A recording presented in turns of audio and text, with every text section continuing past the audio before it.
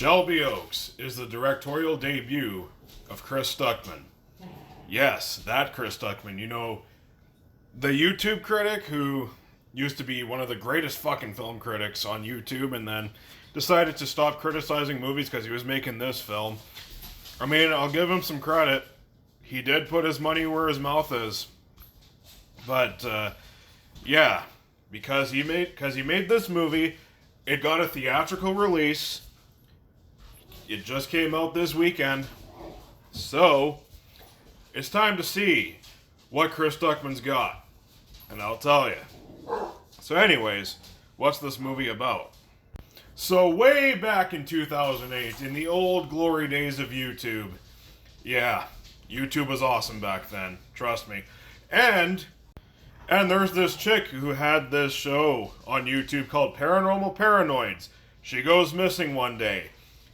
And then, 12 years later, her sister goes on the lookout for her. So, did this movie leave me Stuckmanized?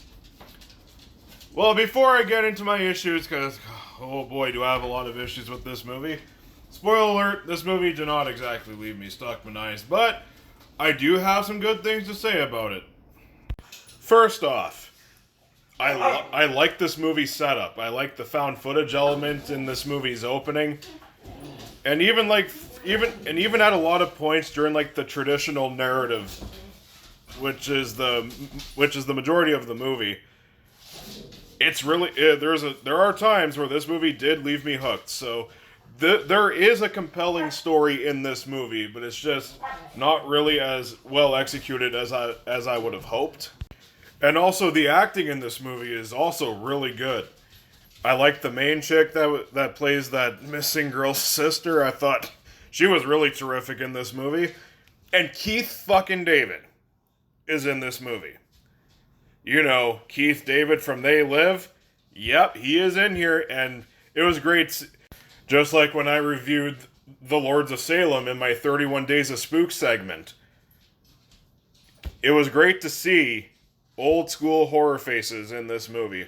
It was great to see some old school horror faces on the big screen. Kind of like when I saw Terrifier 3 last year, seeing Tom Savini on the big screen. That shit was awesome. And there are several instances where this movie does utilize some great mood and atmosphere. Especially in places, like in dark settings, like a prison, a creepy house.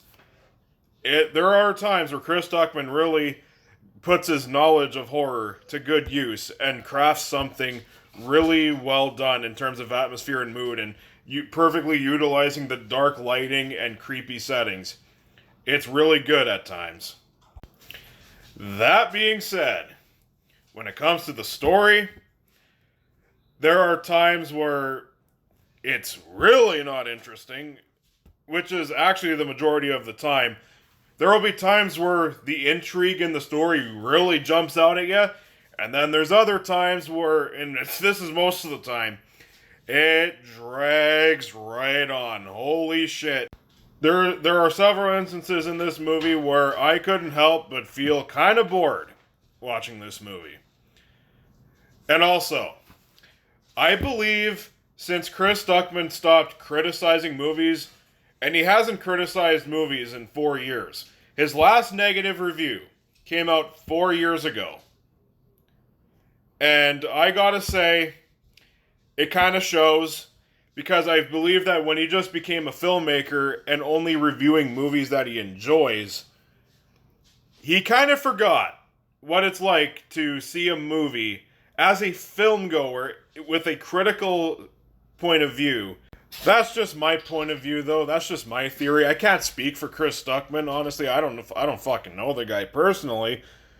But there are times in this movie where something will happen, and it's stuff that he would be very loudly vocal about over a decade ago. Like, for instance, he made a video over a decade ago called The Problem with Horror Movies Today. And what was the thing that he fucking really pointed out a lot? And even in his reviews for bad horror movies around that same time, there is something that he would always mention. Jump scares. There is a lot of jump scares in this movie, a lot more than what I was anticipating. There are a couple of effective ones, I'll say that, but this movie has quite a bit more jump scares than what I thought it would and what I was expecting. I was thinking, okay, Chris, why were you complaining so fucking much about jump scares over a decade ago, and now you're just putting them in this movie? I believe you're kind of being hypocritical now. I'm just saying.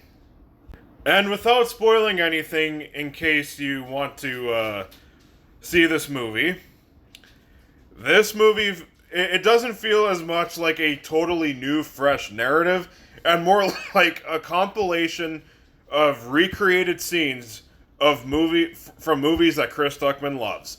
A lot of people have pointed this out already, and it's true.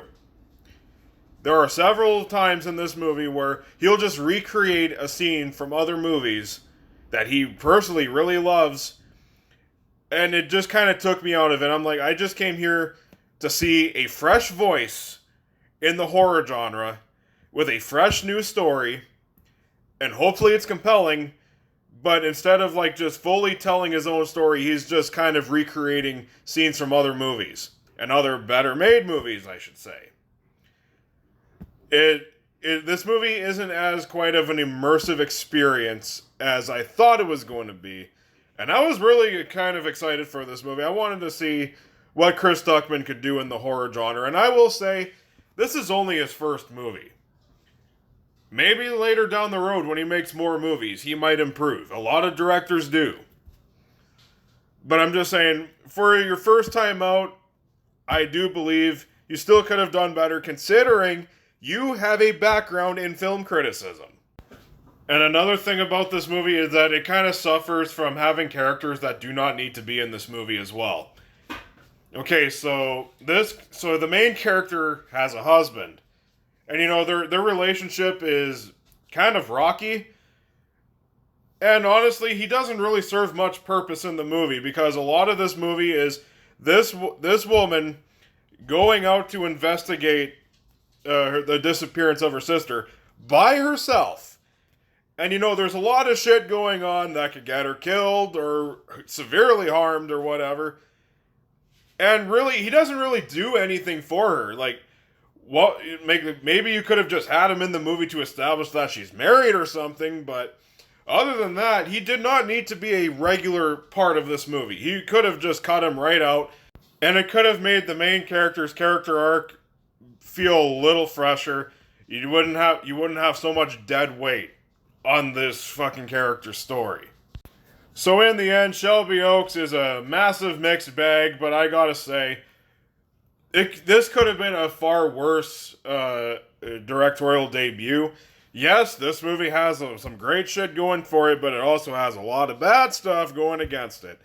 I believe Chris Stuckman does have some room for improvement. I believe he could make some better movies later on in his career. I wish him the best of luck in his future endeavors for filmmaking. Is this one of the worst movies of the year? No, not even close. But I will say, as a person who looks forward to watching new horror movies every October, this was a bit of a disappointment. I would say watch VHS Halloween or Black Phone 2. Those are much better films than this. I am going to give Shelby Oaks a C-.